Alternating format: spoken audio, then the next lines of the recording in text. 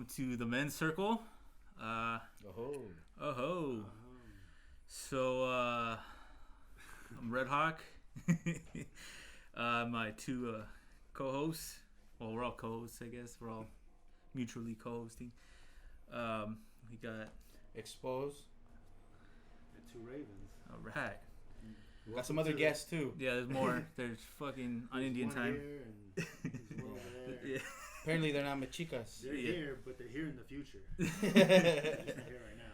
Yeah, in the quantum field. Yeah.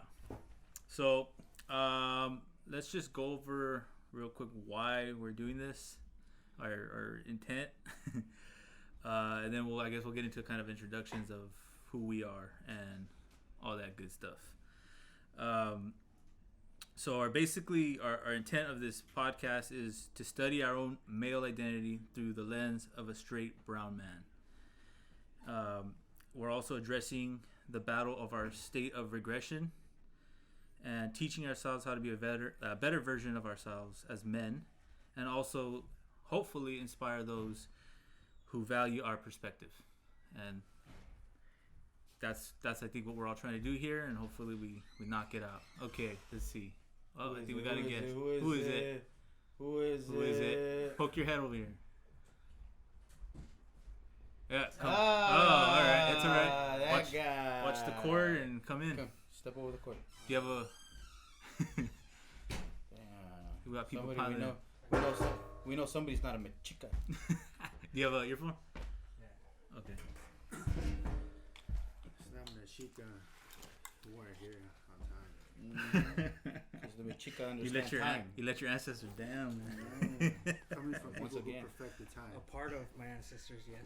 Yeah, well, then you're partially disappointed. The good part. I don't know. There's pretty great parts. That's why I'm a pretty great person. You know? Okay, well, as soon as we get we have one more coming, so Eventually, yeah. ready.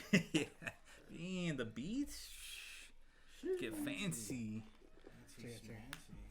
Nice. You got the cable? Cable. Oh, shit. Where's the beats? It's alright. Up. Okay. Damn, probably Where's it? or something, you know? There you go. You on. You is on. Okay. So I guess we'll start. Who wants to go first? Why don't you go first? All right, I'll go first then. Fine. So my name's Red Hawk, or Art. For those of you that know me as that, I go by both. I don't really care.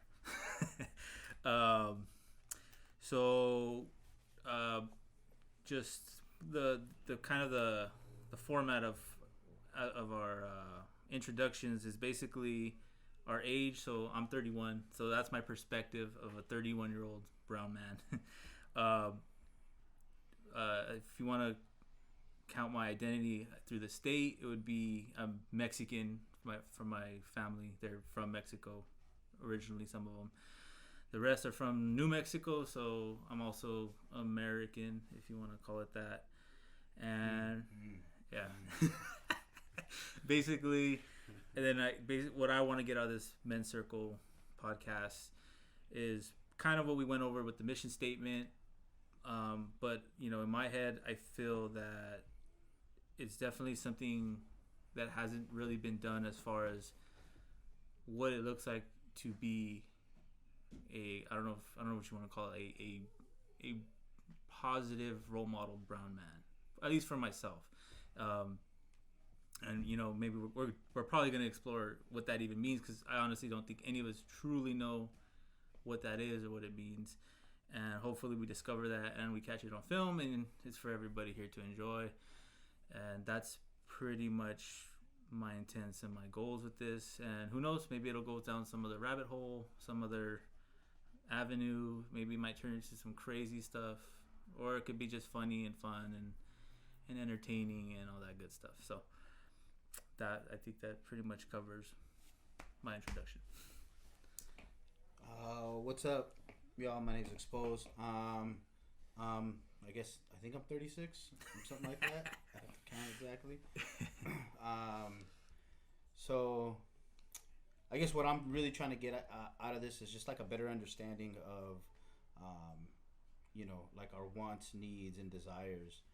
as brown people as we search relationships. You know, this concept of relationships, because it can get a little dicey. You know, and we look at our community.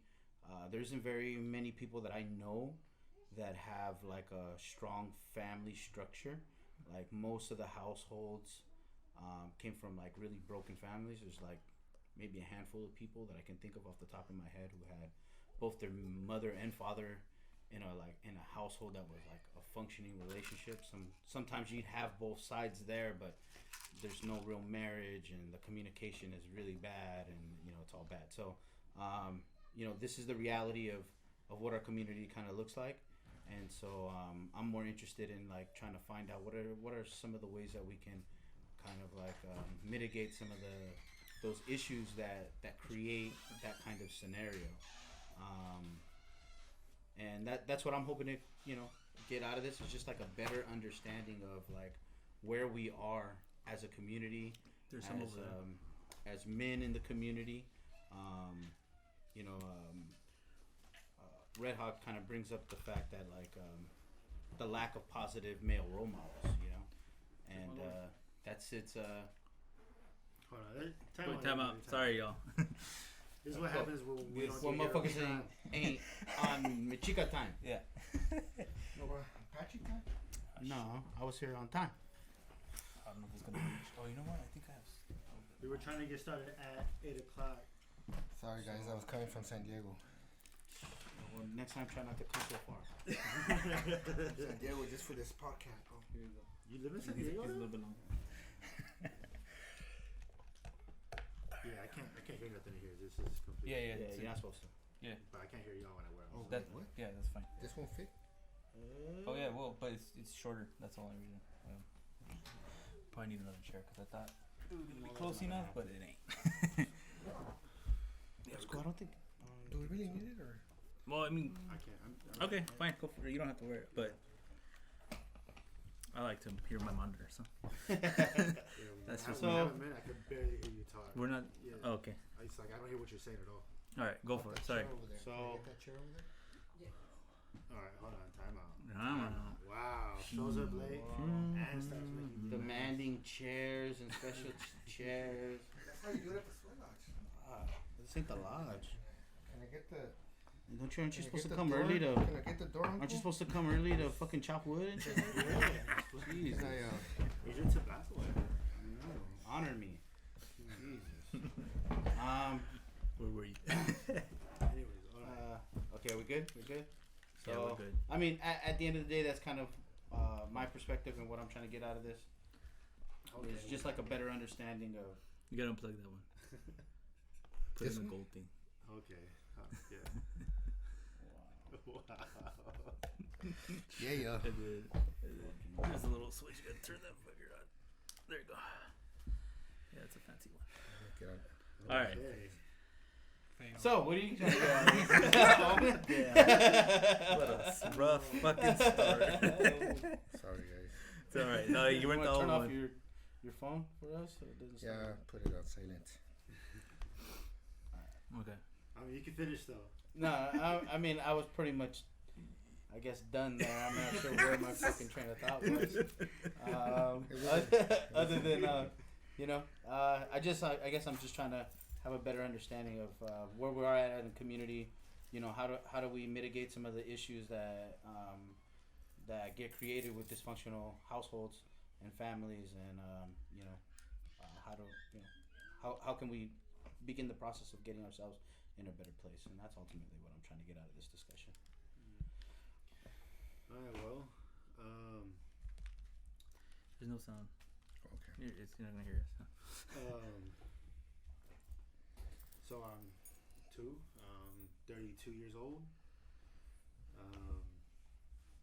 3 dudes. Big Trey Deuce, you know what I mean? You know, I feel like I'm looking for a lot, like in this podcast. You know, there's a lot of growing. You know what I mean? There's a lot of growing up I've had to do in a short amount of time, and a lot of questions, a lot of like paradoxes, a lot of I don't know, revelations, all kinds of things about not just myself and my life, but like things I see in my immediate communities and circles, things that I see happening outside of this community that is like just hella similar, if not way worse than like some of the things that go on here. You know what I mean? And like finding parallels in these things. And with the podcast, you know, with some things that have come to light recently with popular internet people who are being assertive in like the way they view the world through the lens of males, you know what I mean? Not even like being assertive, but like raising questions that I've never done before. Like I've never asked myself many important questions, and I've gone over this with like some folks that I talked to about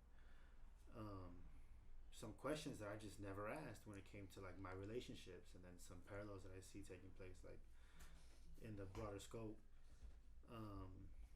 And it's like kind of getting to a point where it's like how did we get here? How did I get to the point where I'm barely asking myself these questions now? And when I first asked myself that question, I thought about like, why now? You know what I mean? Kind of like, dang, why did it take so long? But I had a conversation with somebody else recently, and they were kind of telling me,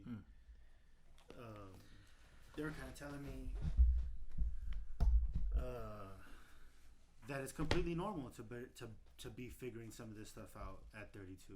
That like 32 years old is like an age where people kind of like chill from like their 20s if they're living, you know, a fast-paced 20s, if they're experimenting and exploring life or whatever, and that your 30s are a completely normal age to start like getting your shit together and figuring out, you know, who are you really gonna be, you know? And so you know, that shed like some different perspective on me too, you know, and I thought those were good words. So in a podcast like this, I'm hoping to kind of ask some of these questions to see who is at what stage, at what level, to kind of question some things that I thought before, other philosophies that I might have had, you know what I mean? Not just pertaining to relationships, but like in life in general, you know, like, you know, I didn't grow up like you said, like I didn't grow up with a dad. I didn't really have a father figure.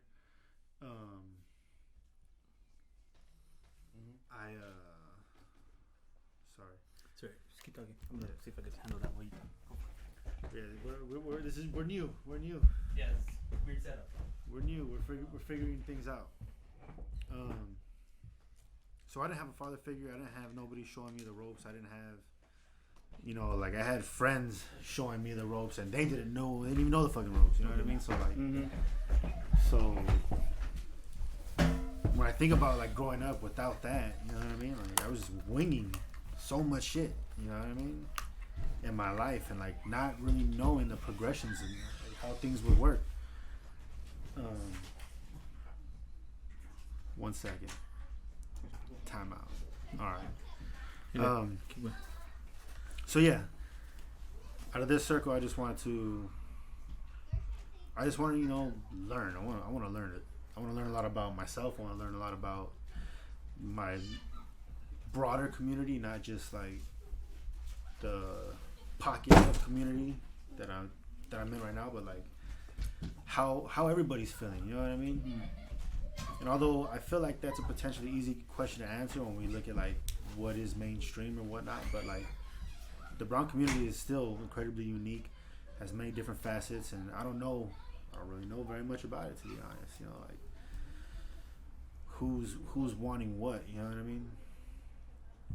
I have a lot of ideas that are kind of not categorized in my head right now, you know, so maybe I'll think about things as we go on. It's like an introduction show, and I'll start talking about it, but that's pretty much it. Hello, everybody. My name is Tlanes Coyot. Other people know me by other names. My previous name, I had my ceremony name planted a few years back. And I guess to piggyback off everybody that has talked about things. One key thing that was mentioned was relationships. You know, not just I feel that with our partners, but with friends, with ourselves. You know, and different kinds of relationships, and you know how we can be a better person. You know, better people within ourselves. I guess. I guess for me, I'm 27, and you know, I'm grateful that like at a young age I found good positive mentors, because I have both parents in my house, but my father didn't have a father.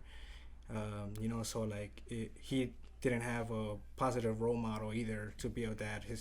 The ones that he did have were either alcoholics, or they used to beat their kids and do you know that old school Mexican kind of way of raising your child.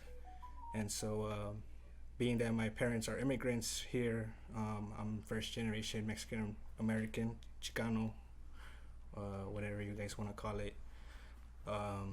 So, yeah, you know, I would like to see younger men, you know, within my community and around me, you know, family wise, to be better, you know, within themselves, you know, so that, you know, we can build like not just positive role models, but like positive communities, you know, role models of communities, and you know, start, you know, being you know, self-sufficient and all that other stuff that we want to be.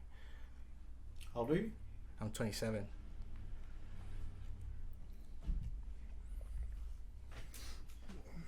Buenas tardes. My name is Lucas Tecolo.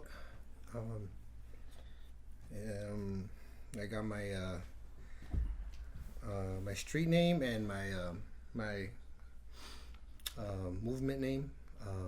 I got that from my mom, so that's what I go by.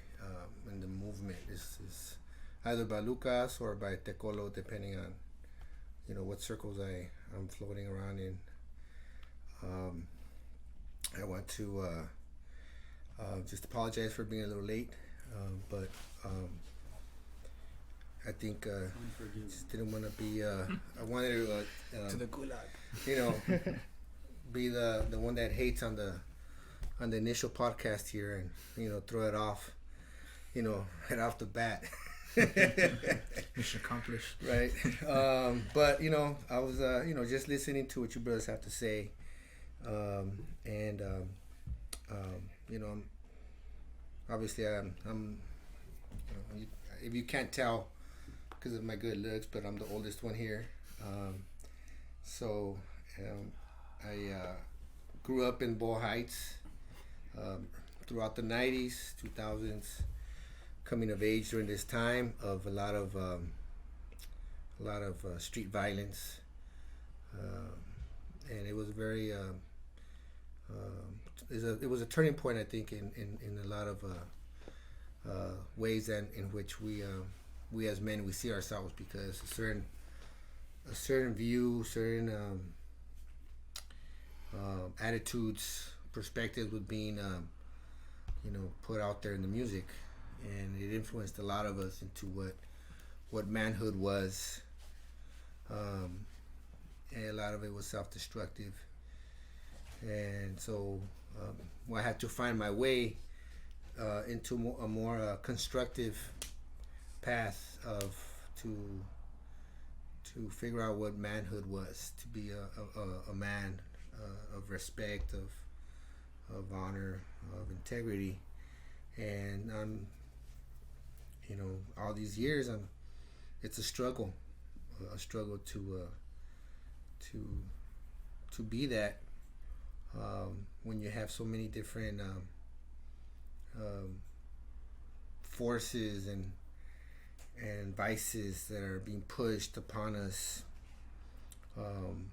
from childhood, whether it's stuff that was passed down from generation to generation, and you know, from father to son, and that came to where to my life, or if it was being promoted through the music, or being promoted through the streets.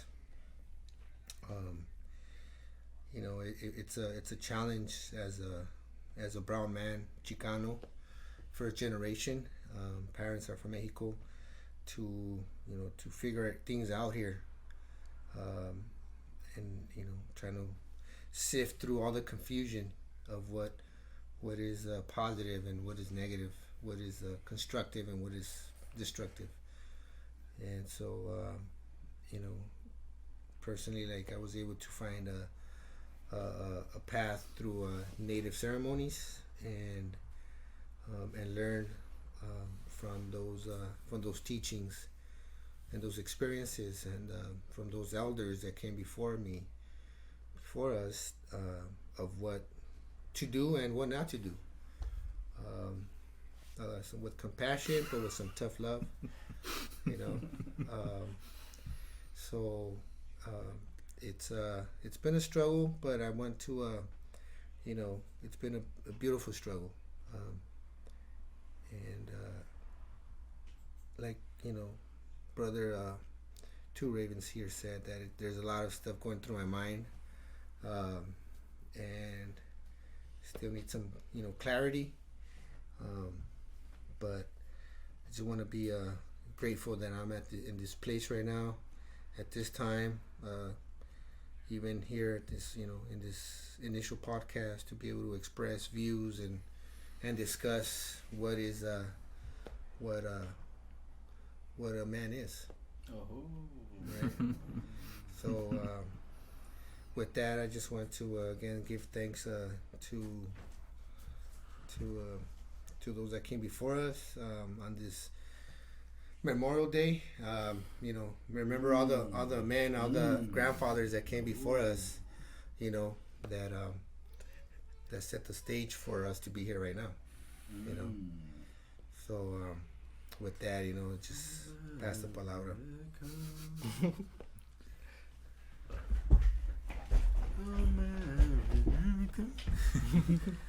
Okay.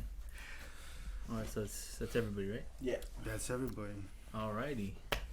Real quick, just not that we're sponsored or anything, but for those of you that didn't know what this was, it's a cottonmouth candy. So if y'all get cottonmouth on this show, because I have experienced cottonmouth from this type of stuff. Got little candies for that. I'll take one. Yeah, there you go. You see? I experienced cottonmouth from smoking a lot of marijuana. Yeah. that goes on a lot, but needless to say, talking a lot also doesn't seem drugs. Good. So Okay. yeah, like many of us said, it's this whole thing's an introductory episode or whatever you want to call it. I call it an episode, but I don't know what it is. Maybe we'll change it. But I'm just gonna go ahead and say we conducted a survey with the intent to figure out what we wanted in a partner. But with that information, we didn't really know what was going to happen with that information. We thought maybe it was being more delivered and kind of told like, oh, this is what everybody wants. But as we sat down and talked about it, we opened up the questions as to, well, there's a bigger picture here, and which is kind of how we ended up with our little our basically the reason why we're doing this, what I said earlier. And I think that's a bigger and more important topic to discuss as a group and in the front of public eye to pretty much answer these questions that all of us have talked about in our little introduction. So that's kind of how we got here today. So I do think we're gonna hit some of these topics pretty good. Also, we're gonna be very interactive, hopefully, and we're gonna allow people to call in. Today we're not gonna do that because just we're trying to sort out the kinks, the beginning of the show. But that's kind of why we have the mics, because you can hear phone calls and little things like that. But yeah, so that's the intent of the show. It is an introductory, and that's pretty much. Do y'all do y'all feel like you have a good grasp on what it takes to be a man? Like contemporarily? I don't. You know what I mean? So I want to know if you do. I think I have I think I got a pretty good idea what it's supposed to look like. Uh-huh. If I took all the best aspects of, the people that I really look up to and see a lot of value in, Mm-hmm. and I take, like the work ethic of my stepdad with, this and that, and, Mm-hmm. mix and match is what, in my opinion, what that looks like. Do I have like one example of it, of the person I can point to? Like, no, absolutely not. Everybody's kind of like a work in progress, and we all have those holes that we need to like fill. But I think I have a good idea of like the direction of what that's supposed to look like. At least a general outline of what that looks like. I know you don't.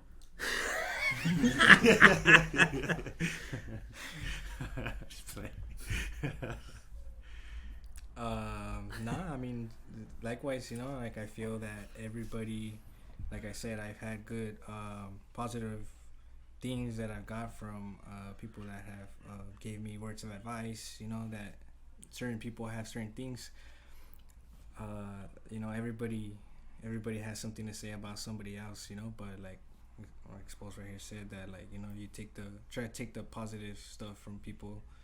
Like my dad, some people can say, like, if he's a different person now, now that he has grandkids, but like growing up, like I wouldn't recognize him, like seeing how he behaves with his grandchildren as to he was towards me, But one thing he did show me was to be a hard worker, So like I've always taken that from him, and now I could appreciate it, Now that I'm like, oh shit, no, like I'm not scared to work in anything, like whatever I know I could do it, pick it up, But yeah, I don't have like one individual I can point to either.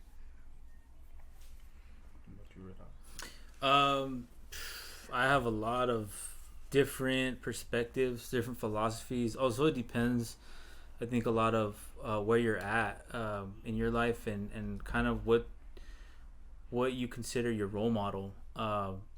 Me personally, I try to be more on the path of my ancestors, which is an indigenous path, but also I do follow a lot of more modern Western society guidelines as to what a man is, in my perspective.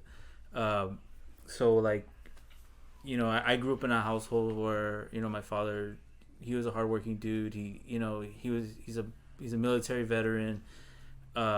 He's only known the American way, and that's what I was taught. So so I came up, living kind of that perspective, and his role model, which is like my Uncle Phil, which is my grandfather's brother, also kind of lived that. And I have like that whole side of the family, they kind of all live that way, that perspective.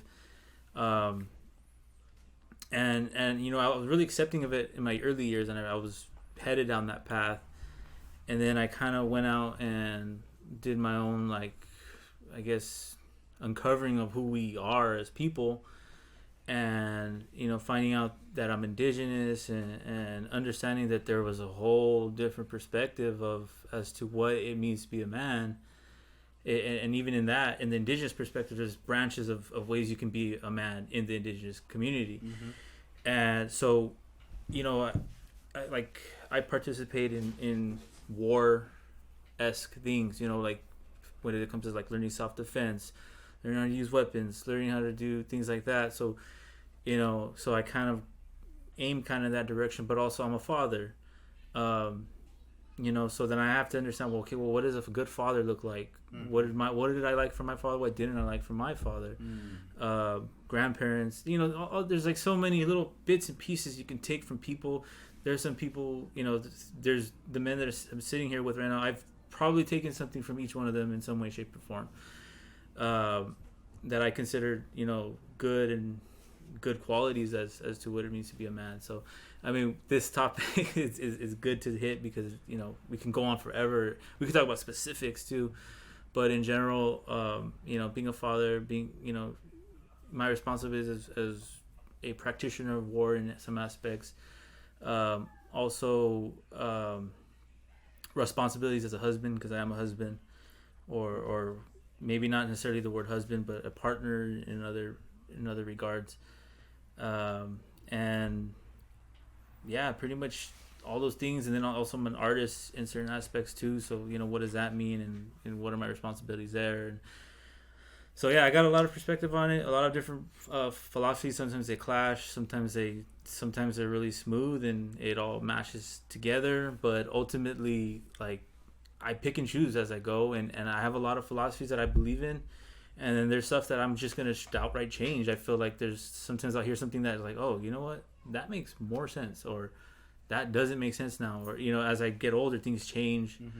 Recently, you know, like I felt like there was a lot of like responsibility that I felt like I owed the community, and there's just little events here and there that made me kind of question where everybody was at in the community. And now I'm just kind of like, well, I need to focus more on my family and myself first, and we'll get to that. And this podcast is at least a way to kind of address the community while still working on mainly myself and my family. And hopefully everybody, you know, gets up to par, or at least has some kind of mutual understanding as to, I mean, that's the point of this, is to maybe have something to kind of look at and say, all right, let's kind of aim in that direction. Because a lot of us don't have that. A lot of us don't have dads. A lot of us don't have that model to represent, or a lot of us have bad ones, and we just role model ourselves out these really bad, shitty people. You know, just like, I mean, a good example. Exposed. A good example of that is like football. Like, I was in football, and you know, I was taught that football is the thing that kind of grows you into a man, and these are the like, it's like a coming of age. Yeah, it's like a coming of age. You learn, you know, how to be a teammate and camaraderie, and for those of you that have played it, like, you know, over here knows what I'm talking about. Of war. Yeah, you know, it's violent. You know, you get bloodied in the process, but off the field, there's some bad things that you're learning. There's some bad traits that you develop while becoming a football. That's in American culture is accepted, and I've realized that I wanted. Worship. Yeah. And if we're gonna be honest, you like high school football players and like the in Texas, you know what I mean. The whole town's gonna go to the game. You know what I mean, like. These players are worshipped regardless of their character, which means that they could have really, like, they can behave heinously. You know what I mean? And the community's gonna support them because they're the champions. They're the football players. Yeah. You know what I mean? Of this little part of Texas. But yeah, no, I completely agree with you. So yeah, like, basically that, you know, so those are things that like American society might see as, oh, that's that's a great quality. He's a football player. He learned to be in a team and to be a brother. Same thing with military. You know, I see a lot of military personnel that, like, you know, the same thing, their brotherhood, but a lot of these dudes be doing some heinous shit. A lot of them be doing some fucked up things. I mean, like, you know, things like that girl Vanessa went missing. You know, some dudes killed her. Some dudes they did some fucked up shit to her, and they covered it up. You know, like her boss and his mistress. There you go. Like, and that's the kind of shit that, like, we need to, like, look at and be like, dude, like, not everything's great about being in the military. Not everything's great about being a football player. Not everything's great about these so positive things. And hopefully all of us here can give an alternative to our people that, you know, don't know any better. Oh shit, too far. But yeah, that's pretty much more or less. Whoa, and this thing's gonna be booming. Okay, there you go. That's, you know, more or less, that's kind of where I'm at. I have a lot of things, and eventually what I want us all to do is go down different avenues and talk about very specific things, and then, you know, we all will be able to share our 2 cents onto those specifics. So that's ultimately my perspective. So.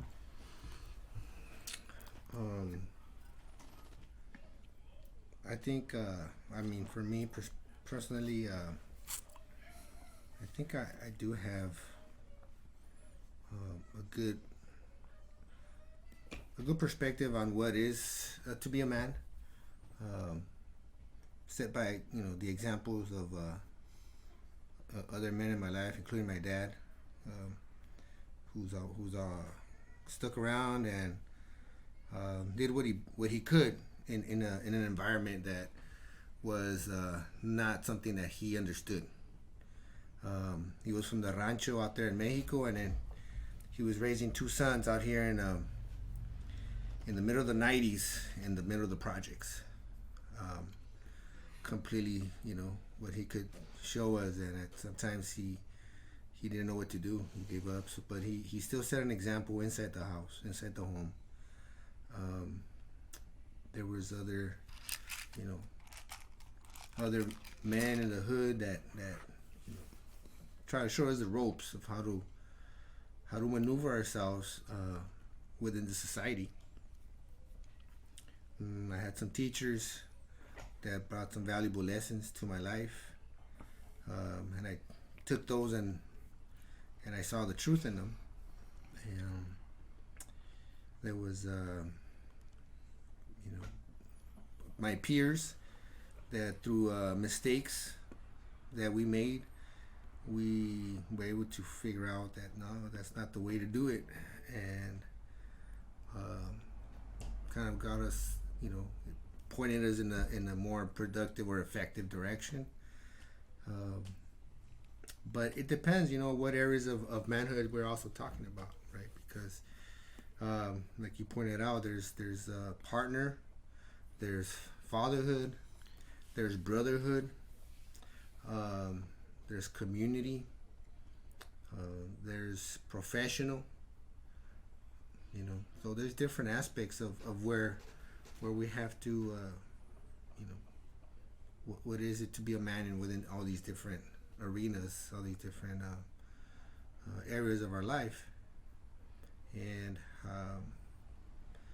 some of these values, sometimes they conflict, as I'm trying to live according to more native values, they conflict with this society's values.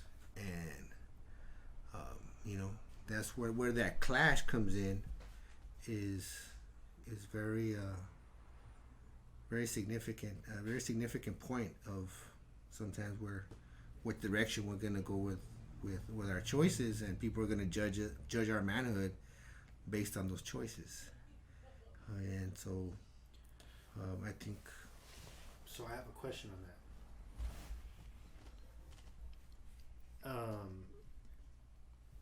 That confliction, that the values of society versus the values of indigenous folks, whom insert your nation, right? How much do you feel like, as somebody who's trying to attain or live by the values, the traditional values, when you're looking for a partner, you know what I mean? Like, do you think it's best suited to have a partner who's also looking for those values, or is it possible to be with somebody who doesn't necessarily subscribe to the ideals of that we admire, that we're trying to hold value to? You know what I mean? What's the move? You know what I mean? Like, do you want to be with somebody who? Give me like an example of that. So, do you want to be with somebody who, like, is going to keep you on point? You know what I mean? Is going to question you. Is not going to have necessarily the same perspective as you. You know what I mean? So they're gonna be the iron that sharpens your blade, right? Like almost like a devil's advocate. You know what I mean? Who's gonna understand those things the best than somebody who's like living that life? You know what I mean? Who maybe she is a corporate person, maybe she is living, going down that path. You know what I mean? But for whatever reason, y'all are into each other. You think it might be valuable to be with somebody like that who is gonna question your foundation. You know what I mean? Absolutely. You know what I mean? Who's gonna sit here and really make sure you know that the path you're on, that you're down with, because you're able to like have it out with her mentally. You know what I mean? Versus somebody who you're probably more connected to spiritually, like has a lot of the same perspective as you, wants the same things as you. It's just gonna yes man you. It's just gonna say yes to everything and Yeah. like not really sharpen Mm-hmm. your blade as much. You know what I mean? So I'm not saying that would be the case with these particular people under these circumstances, but if those were the circumstances, you know what I mean? Like, how do y'all feel? You know, how would you feel about that, considering that confliction? You know what I mean? Of the values. I think having somebody to bounce those kind of thoughts off of is super important. You get far more growth out of somebody who's going to give you a different kind of perspective than somebody who's just going to yes man you and like and just agree. Right? There's no growth a lot of times in that. Your belief system, your values, and all of that stay very stagnant because there's nothing pushing for further growth. You're content with where you're at. Where when you have somebody to bounce those thoughts off of, the different kind of perspective, like for me, I've almost never dated women who had the same religious foundation or belief system as me. A lot of the times they didn't have that belief system, and that wasn't a bad thing. So long as we kind of had that understanding, it's like, hey, I'm not gonna turn you into somebody who practices indigenous ceremony, and you're not necessarily gonna turn me into a Christian. You know what I mean? And that's okay. That's an area where I don't necessarily feel like it's one of my deal breakers.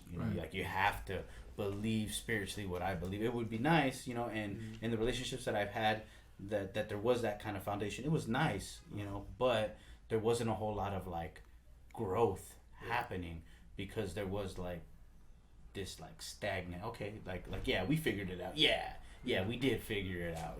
Rather than somebody who's gonna challenge that and be like, nah, I think you're completely out in left field, and let me show you why I think you're missing something. Right. So not to say that like what's better, but there is a lot of growth you get from somebody who doesn't necessarily share your set of values or perspectives on things. Right. The values things. I mean, I think those are kind of common. You know what I mean? Like a lot of the times and like the religion thing wouldn't really matter too much because the values were very similar. We're just stuck on whether you think Jesus is magic and shit. You know what I'm saying? So that may differ, but but the values of like what they wanted out of life and what they wanted from a partner and what they kind of expect was very similar. You know what I mean? Like we could have those similarities, but in this other arena, we're completely different on different pages, and that's okay. I have a question about what you said. So, I know you have kids. I don't know if any of them were like Christian or Catholic. Did that conflict with ceremonial practices if you wanted to participate in something? No. Or vice versa. Did you conflict with theirs? No. And even on the other way. Like, are any of your kids baptized? No. Did they want their kids to be baptized? No. See, So, but if that was a thing, I wouldn't necessarily be like, no, that's not good. You know what I mean? No, didn't do that at all. It's kind of like I want them to respect my belief system. You know what I mean? And I want them to encourage, like, hey, yeah, you know what? Like, you need to go do ceremony. You need to go do those practices. Like, those things are gonna go extinct. And I hope that she sees the value in our religious services and spiritual practices, that like she would encourage the children to participate in those things.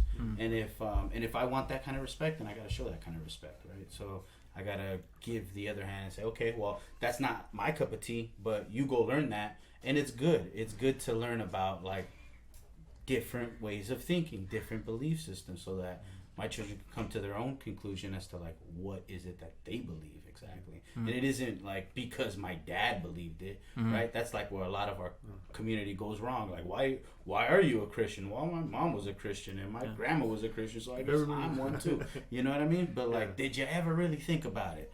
You know, there's not that much, and I don't want my kids to be in that position. You know, I want them to be free thinking and like, you know, I believe in the native way because I believe in it, and this is why I believe in it.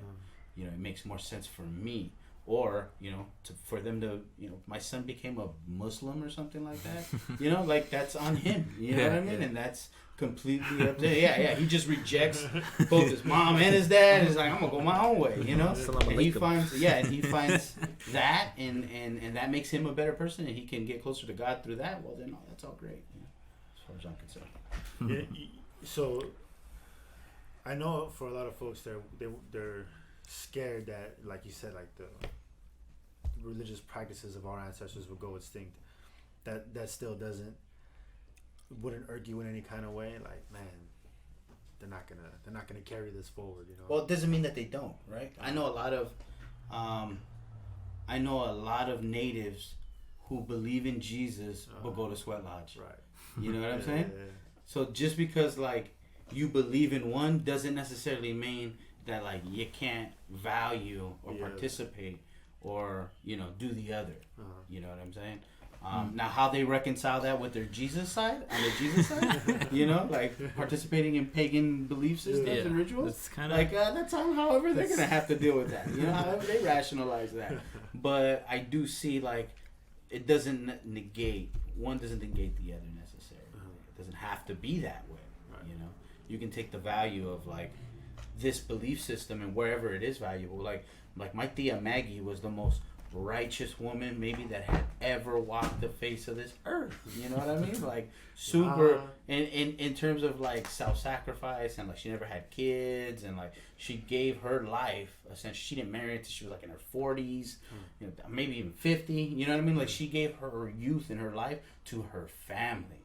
You know, to help raise me and my sisters and my little cousins and brothers. She didn't have kids because she had to help raise her brothers and sisters' kids. You know what I mean? And completely gave her life to the family. You know, so like if there was a woman that I would want my daughter to model herself after, be like my tia Maggie. You know what I mean? And she's a Christian. And she 100% believes in everything that the Bible stands for. You know what I mean? And that can produce that. You know, well then there's something about that, you know? Okay.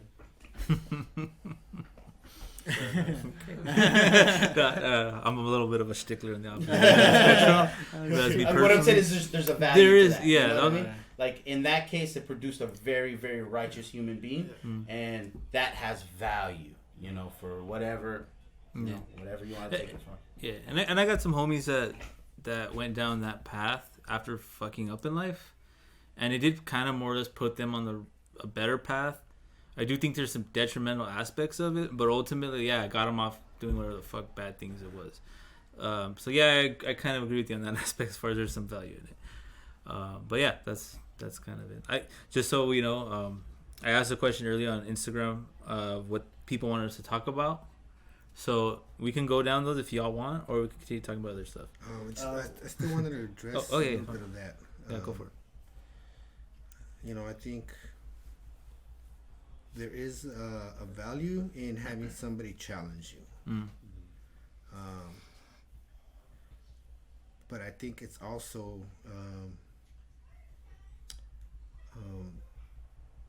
it depends on the maturity level of the individuals that are coming together, that are from different perspectives, that are going to, you know, from different perspectives that are going to interact with each other, and especially when it comes to child rearing. Obviously, there's some things that, you know, there needs to be on the same page. You know, whether it's like the values, how are you going to reinforce the values, right? Physical punishment or through like reasoning. There's a work ethic. Things like that you know, a few examples of what it's important to be on the same page of, and if the two individuals are mature enough, I think it could work. But at the same time,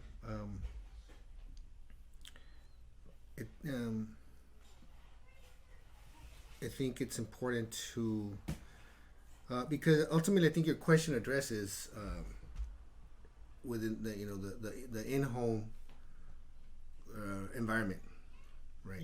Yes, but I think where I was going more toward it is like if we're gonna open our market up, for the lack of a native word, well, I'm not necessarily against being with a professional Christian woman. You know what I mean? Mm-hmm. Right? If that's the case, I'm just gonna start to look for, my equal. I'm gonna start to look for somebody who values me, and whatever boxes we make that they check, it's outside the box, right? If that's the case, then how much of the contemporary colonial society do we absorb? You know what I mean? To be able to date those kind of people or whatever, or do those people have to like us for who we are and what we're standing for and how we conduct ourselves within our life? You know what I mean? Like, is there any kind of? It's a little bit of both. Well, I think they have to, right? I think they should have some kind of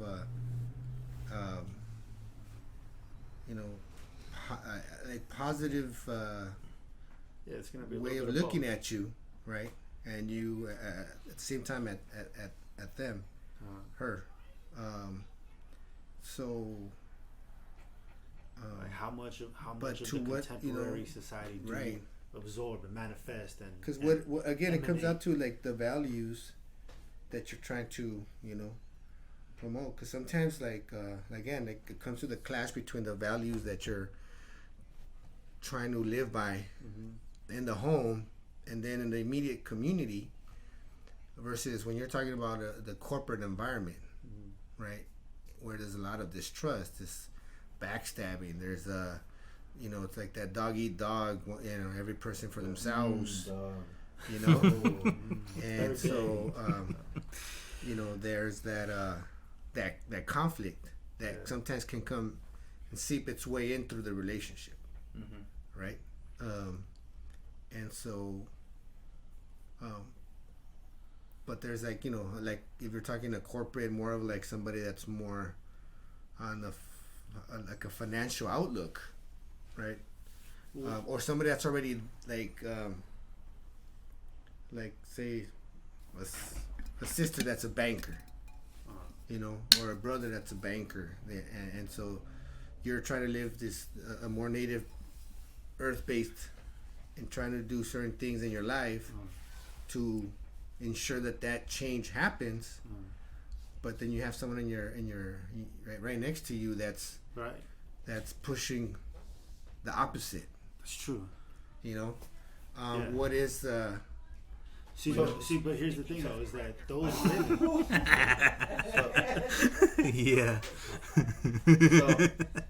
soundbite. Real quick, while I still have this stuff, I think your question is like, how much of that should we absorb to fit what they want? Right. Exactly. Okay, so because those women are looking for their equal, right? They're looking for their equal, and they're looking for somebody like gonna be in their tax bracket. You know maybe. I don't think that you should change anything about what you deem about yourself to fit anybody else's boxes. You know what I'm saying? You should just be you.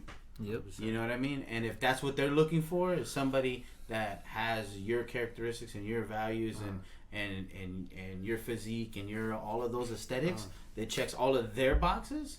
You know what I mean? So you should be you, and they should be them, and you allow them to live their life however they normally would live it, even if you weren't even a part of it, right? Because that's what you value about them, is like what you're doing. You know what I'm saying? Where you're going in life. Hey, you know what? I'm kind of headed in the same direction. You know what I'm saying? You want to go? So in that way, like if you're attracted to a corporate businesswoman, and you're looking at like, wow, what do I need to change about myself to be, you know, more fitting for her, that's exactly where we go wrong. Yep. That's the point of like deviation of where this all falls apart, because now you're trying to live up to a certain standard that you don't accept for yourself. And to add on to that, I think that's a big thing when it comes to a lot of these. I think a lot of men do that, and later down the line they go back to how they are, and that fucking ruins relationships. Or how about how, you know, how it begins with like the woman's position is like, I could change him to be this, that right? too, yeah. You know, so you feel that pressure to be a certain way, to dress a certain way, to do something that you wouldn't normally do for somebody else, and that's kind of like where we also see the same thing with makeup and stuff. Yeah. And I think at that courting stage, we both are doing that. Yeah. Well, how many times have you ever told your girlfriend, hey, can you fix your eyebrows a little bit more like this? you almost never do that, right? Like, how many times you'd be like, hey, you know what? Can you wear this outfit instead of that outfit, right? Like, you almost never do that. I'm an oddball on that one, but yeah. Okay. I would say like 95% of men. Yeah. I'm weird. I'm a fucking weird. Like, I bought my wife dresses that I wanted her to wear, but that's just me. That's a little different. That's a little, but yeah. Like, hey, yeah. I get what you're saying. So. But you're never like, hey, you know what? You should change those heels for these. Yeah, no, not that too much. You would never really do that. So in that way, it's a little bit different, but I think that's the point of like, we get so like, I want to appease you. I want to, you know what I mean? I want, where we should just be yourself. Yeah. You should just be who you are. Yeah.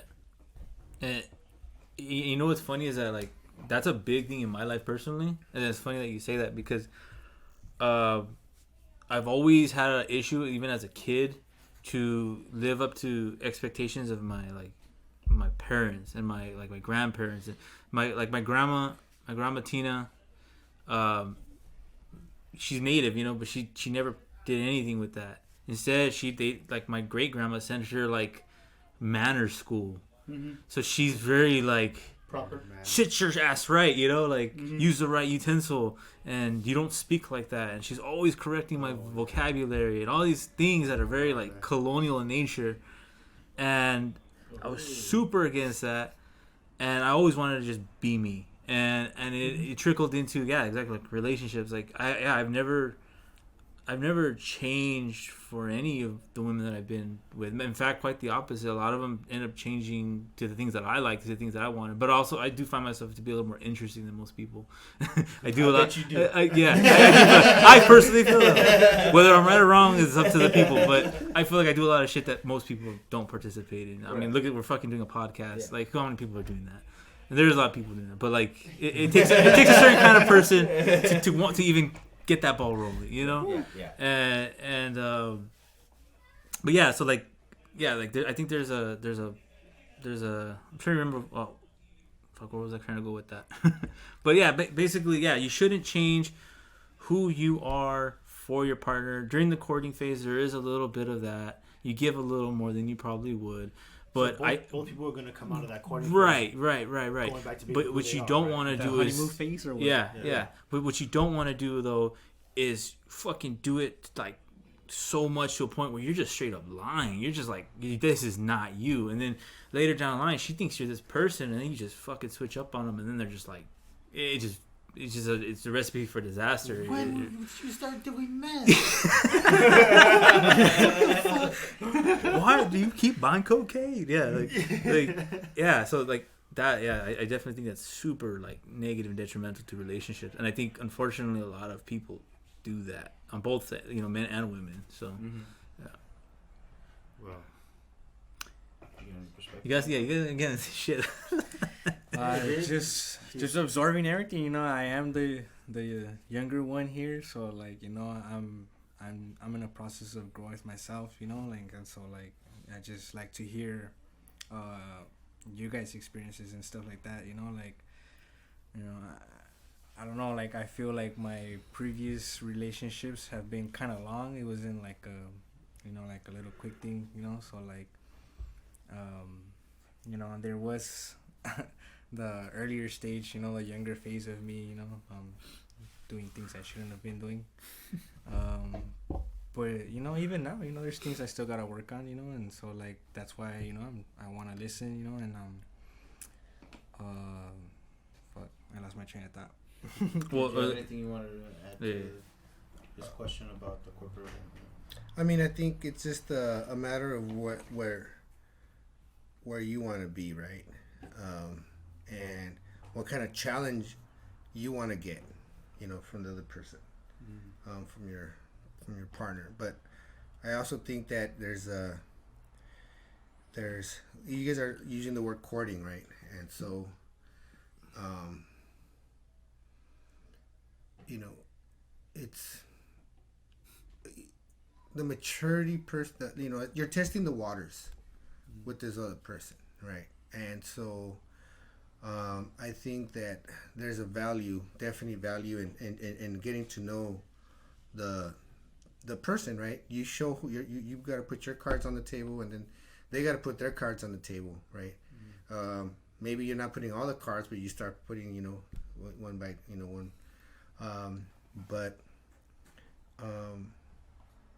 You know, sometimes I don't know. It's a tricky question, you know. It's a tricky question. I've never had that experience where I'm trying to, you know, live for somebody that's, you know, not of what I envision for the future. You know, and they had to have like a certain we had to have certain agreements, you know, from how we were going to name our daughter to health decisions to, you know, certain things. And if you're going to be having these clashes, you know, so it's like there's a whole spectrum of different areas where your question, you know, can go to, because I can think of like nightmare scenarios where I'm with somebody who's like that, and like, you know, what if we're raising a kid and she's like trying to shit on everything I believe, right? Yeah, because sometimes people like who you were at 30, you're not the same person at 35 or 45, right? 50, right? So, yeah, I'm losing my train of thought when you guys say that. No, it's not something funny either, you know. And we're gonna give each other the respect too, you know what I'm saying? So, yeah, I forgot it. Damn. Well, let me ask you though. Kind of like, have you ever been with anybody since you're younger that kind of was like completely against what you kind of went, like what you're about? Or has it always been pretty? Well, I grew up in a Catholic household, you know, so when I was a kid, my aunt would read the Bible to us, you know, my parents would force us to go to church, you know, I would fall asleep like every other kid. Church never, you know, it never appealed to me, you know, like, which is a trip now that I think about it. Like, you know, sometimes I would wear like rosaries or something, you know, and I really didn't feel like any connection to that, you know, so it's crazy. I had some very bad experiences in my life that kind of made me question my reality and the path I was headed into. And you know, like I said, I met some very good people, you know, mentors that, you know, kind of gave me a different perspective of life in general, you know, like there's other things for us out there, you know, and it's worth living for them, you know, especially after like losing like one of my best friends, you know, like after that I kind of felt like, damn, like I need to live for them, you know, because they didn't have the opportunity to live, you know, they died at such a young age, you know, and you know, it's a trip that, like, you know, like you said, you know, that perspective of what a man is, you know, at a young age, you know, and what we inspire to become, you know, is not something positive. It's not anything that's helping out our families or our communities, you know. So you know, and even though like my perspective has changed, you know, I was, during that process, I did have a girlfriend, you know, and once I noticed that like we weren't attracted to the same things, I kind of just told her, you know what, this isn't gonna work out for me, you know. because like a lot of my friends, they have kids that have like indigenous names and things like that, and when I started going to things like ceremony and stuff like that, like I felt like this is what I want, this is it, this is like I found like my path kind of thing, and it's sad to say that even on this path, it's very bumpy, not like nobody's perfect, like I said, everybody has something to say about somebody else, but I question that, about like now I'm questioning it, like, is it really important, like that like the girl that I end up like having kids with or whatever, like, is it really important that they have an indigenous name or something like that? Because originally I felt very passionate about that, and I still do, but like it's like I've met other people that are very righteous, but they're not in the indigenous pathway. They're like Christian or something, and they're very good fathers. They're raising their like little brothers and stuff like that, like, and they like your tia Maggie and stuff, like, so like, I'm kind of like in that, like it's like, it would be nice to have somebody, but there's other like things that like, like us as men, we're not taught practical things of everyday society, so we have to like learn those things, right? And so like I think for women it's probably the same, some women, weren't taught how to be women, so like, they have to like learn these certain things, and we're not ready for the practical everyday life of a partnership, like practical things, paying bills on time, having good credit and all that, living within that fucking realm of, that world and shit, so yeah. I wasn't taught any of those things. I mean, there was I. By any man in my life, you know what I mean? So like I wasn't raised to be like doing these practical things either, you know what I mean? And then all of a sudden I got to a point where it was like, I fuck those practical things anyway, I'm just gonna like run this other program, like fuck all that. I'm just gonna run this other program and fucking we'll see if I make it to 30 years old. And like see what happens. And if I get there, then we'll cross that bridge when I get to it, And here we are. Yeah. And that's the problem with that, right? Like and that's the problem with like a very youthful way of thinking. Is no like foresight, like no even attempt really to like look in the future and determine like how these actions that we are doing right now are gonna like affect us, And like for me, it, I did a lot of shit as a youth, like when I was really, really, really young, and it had a very like negative impact in something simple like employment.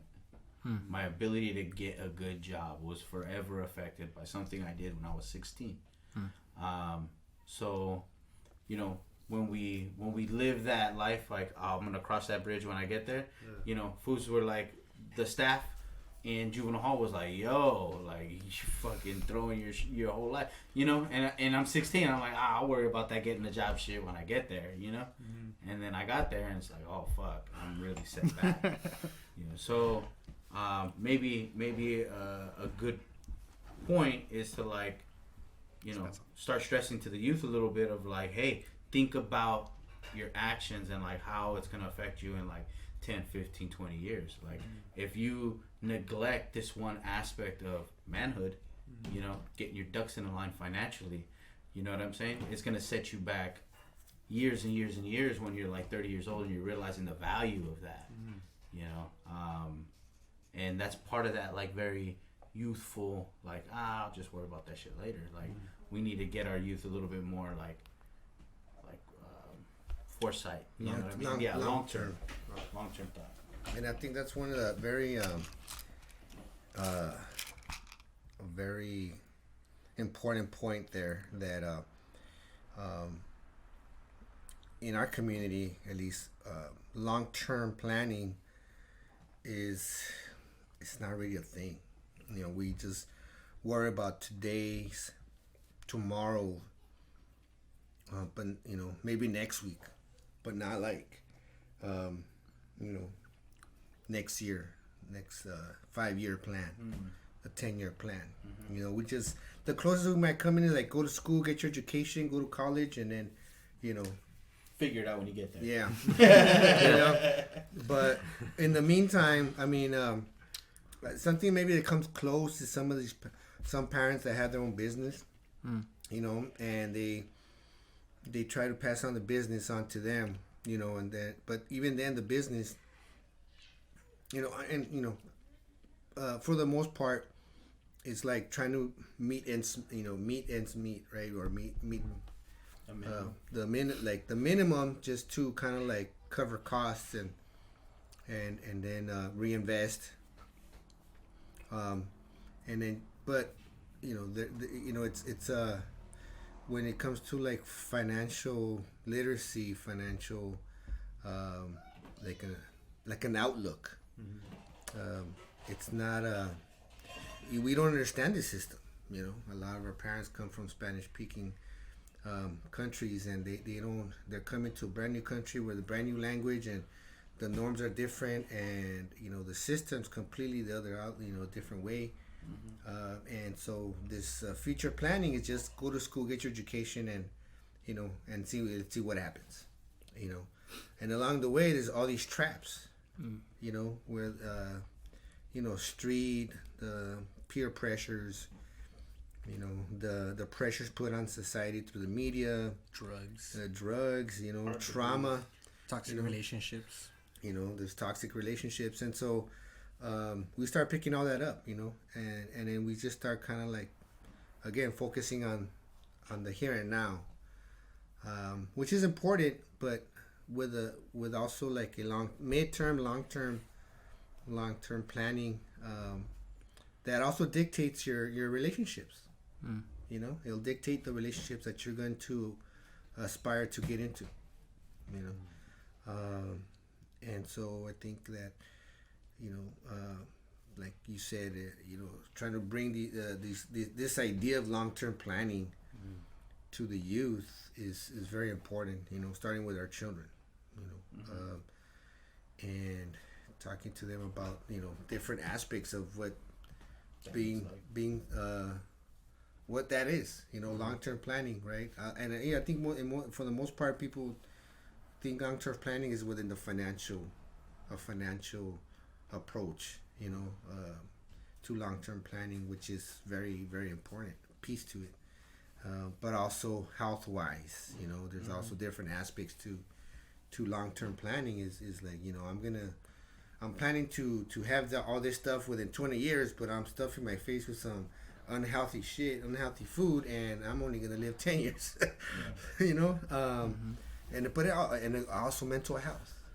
Right? You mentioned toxic relationships. Sometimes all this toxicity, drugs, alcohol, these things, they just start getting and obscuring the mind and the plans, and Farad said, "Where you find no good men, find no good women." You had a because he said about long-term planning, and starting with the kids. I kind of see that one as more as starting with ourselves, like I read, he also mentioned health, and I read this short book that I bought online, and it was about like fitness, right? Like being healthy and stuff like that, and a lot of it was keeping track, writing your stuff down, and when you talk about like thoughts, like also writing your thoughts down, and just like some form of expression or doing something that's kind of like, keeping track of where you're at and stuff like that. And that's kind of one thing that I've noticed myself doing more, is taking notes on stuff and like writing stuff more down, so that I can go back to my like, oh, this is where,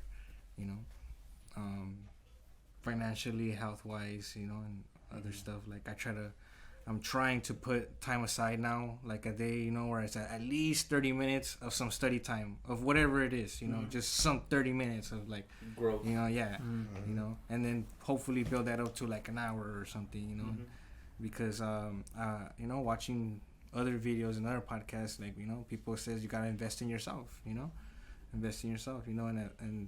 in relationships, like it takes two to tango, so when it doesn't function, like we go wrong somewhere as well, like right. or our views don't align or for whatever reason. So I just wanted to you had question if we want to go over some of the questions that people were giving us. I kind of like where we're going with this. I kind of want to say something first. I mean, we can eventually. I just want to make sure. Yeah, I mean it's that you wanted to go over. It's alright. No, I like where we're going. I feel like this topic is actually really important, and I didn't think it's something that it actually has been weighing heavy on me, and I do want to hit on it. So I have a lot to say about that. I think one of the big things that we don't like talking to our youth is important, but I think a bigger a problem that I think brown folk have in particular is where they're at in their family and at the age where you're supposed to start planning, how it's kind of hindered in the beginning. And what I mean by that is like, I mean, not everybody's like this, but I feel like a lot of us, and I'm pretty sure all of y'all can have some more or less similar experience of having a broken home at a very young age where you had to kind of like jump into life without actually being able to plan, but more like planning as you go. Yeah. You know, myself personally, like, I was out of my family's house at 20. I felt like that was like looking back, I wish I had way more time to be at home, but also too, like, you know, even with my family, you know, I did get to see them start a business. I did get to see my dad work a really decent blue collar job. I got to see, you know, my mom even worked, you know, some pretty decent jobs when the little bit of times that she would work. But even then, like the fire to like, yeah, to choose a path that you're going to take wasn't there. It was never really pushed on us either. Now that, like, as I think about it, and it wasn't until like, yeah, I turned like 28 to like 30ish that I started like, oh shit, I gotta figure out what I'm gonna do, you know. And I was lucky enough to land a blue collar job that pays decent, but like if I didn't, I don't know, like I'd be in a pretty bad predicament. And I also seeing myself like, man, I wish at like the age of 20 I was jumping on this like focusing not necessarily on school, because I don't think college is the answer for a lot of people. Matter of fact, I know a lot of people have degrees and they are doing nothing with them. But more so like, you know, kind of what y'all were saying about investing in yourself to learn some type of trade that's going to get you, you know, doing the things that you want to do in life later on. Like, and especially at a young age where you're not tied down to children, you're not tied down to even a relationship.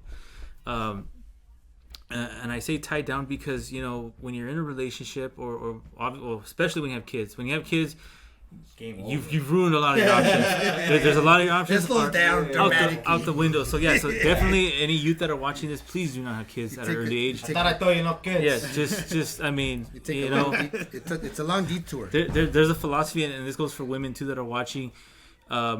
Women have access to childbearing and men have access to relationships. So those two things are very important for the both of us to understand. But yeah, don't have kids if you don't have to have kids at a young age. Please don't, because you're literally locking yourself out of so much options. The other thing is relationships that require heavy amounts of attention. At a young age, I think kids tend to want all this attention and affection, and especially if we're lacking it at home, we want like to be with women or men that are requiring just this need for each other. And I need to see you, and I want to see you. Let's go hang out. Yeah. Meanwhile, what you could be doing is maybe getting your Class A license and being a trucker, working 12 hours a day and making fucking bank. Right. You know, you might not see your girlfriend that much. You might not see her, or if you do some other type of field, or becoming a nurse, and you're going to be working, you know, 3 double shifts back to back, but you're putting so much money in the bank. So when you're like 30, you're fucking set. Yeah, you're fucking set. You have so much bread in the bank, or at least a steady amount of income where you know it ain't going anywhere, and you can make plans. And I think that's huge for our community, because none of us have bread if we started that early stage stuff, we all could be making massive plans at the age where we're finally able to do stuff and wanting to do stuff and have plans and have goals. I mean, like, fuck, wouldn't it be nice if every single one of us had a super awesome job where we're saving money? We just go buy some land, and one thing we're lacking in this community specifically is a ceremonial space. Wouldn't it be nice if we go just boom, let's buy some land? The whole thing is just designated as ceremonial spaces, you know, and that's it. That, like, that's something we don't have to worry about now. Now it's taken care of, and everybody was able to pitch in. Now the community's, you know, benefiting from that. Now everybody got to pretty much, you're we're set in that aspect. Or something else. Let's just say people are homeless and you have a homie that needs help. Well, guess what? Maybe we can all buy a duplex or triplex, quadruplex. Everybody's housed now, and I think that's super like it's not developing in the brown community because we have no focus on that future plan at a young age, and also locking ourselves into things that don't allow us to do that, but also growing up in a household where you don't have the opportunity because you got kicked out, because your parents are getting divorced and now you have nowhere else to go, or your family's so toxic that you just can't be around, so you got to dip the fuck out. And it's unfortunate because it forces us to have to grow up in a I gotta make shit on the fly. And then these decisions that we're making in that state, in that state, is screwing us down the line. And it's we're playing catch up. We have to, like, I'm finally barely able to like buy a house. Where if I had started this way sooner, I probably would have already been a homeowner. Right. So that's, I think, like it is important that we tell our youth, but also we have to somehow figure out a way to incorporate how it's just not easy for us when we start, most of us. And I think a good point to compound that, especially with like the particular part of the community that we kind of ascend from, is that not only are we set back by all of that, but then we set ourselves back by our politics, right? Oh yeah, that's we so despise fucking capitalism that anything that even remotely looks like that, we attack it off of the bat, right? And it never allows us to put ourselves in a position that could like economically get forward, or put ourselves in a position where we can do those things, like collectively put our money behind a particular project and make it happen.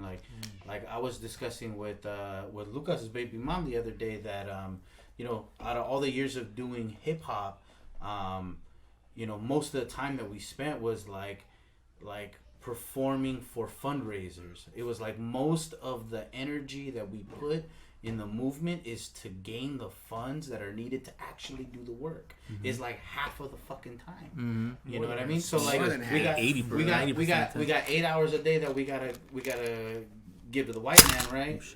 To put food on the table, and then out of that, there's another 8 hours that you gotta sleep. You know what I'm saying? So how much of your time is actually spent to make your community a better place, right? So and then out of that, half of that is spent towards how do we get the funds to do what we need to do, right? So dirty, you don't spend time brushing your teeth, showering. Hey, that's minus time right there. So that's the community time. No, but I don't want to hear nothing about time. Somebody can't make it on time. I ain't saying shit. Yeah. But my point is that without us being able to figure those things out, right, and get that ball rolling in that direction, where we are getting our ducks in a line, where we can like have a little bit of that foresight to say like, hey, you know what, like if I can put myself in a better economic place, then I can give back a little bit more, or what I give back is a better product, a better version, a better, you know what I mean, than what I could give back without that, So I think there's all those social traps, the condition that we are raised in and having to navigate that, and then for us a lot of the times, the politics and how we enter the conscious community, or whatever the hell you want to call it, dictates like what is socially acceptable and what is not acceptable, and and a lot of that dictates our finances. So it really, like, we compound it, like, our politics also to the third degree takes up so much time that goes unpaid. You know what I mean? Our politics are also, for our niche community in particular, our politics is gonna, like, we're donating so much of that time for the fundraiser, or for doing this, or for getting that together. You know what I mean? Like, we're spending money. It's not only you know what I mean. We're spending money. Think of it this way: you're doing the fundraiser, and then you're doing the work for free. Yeah. You in the negative. And I think that's a very very important point that you're making there. That we through it's a fear. I think ultimately it comes out to a fear of how you're gonna be perceived.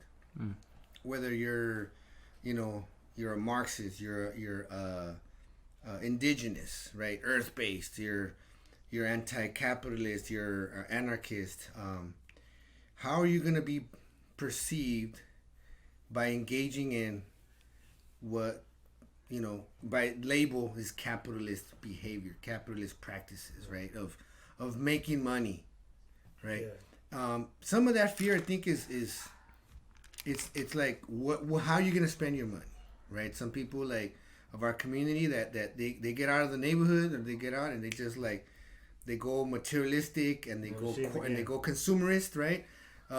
Keeping up with the Juanses, like, right? And the Joneses, and you got a pool, I gotta get a pool, you got a nice car, I gotta get a nice car, and they go that route. And I think there's a fear of going into that route. But if you're strong on your convictions and your ideals, money is not to be feared.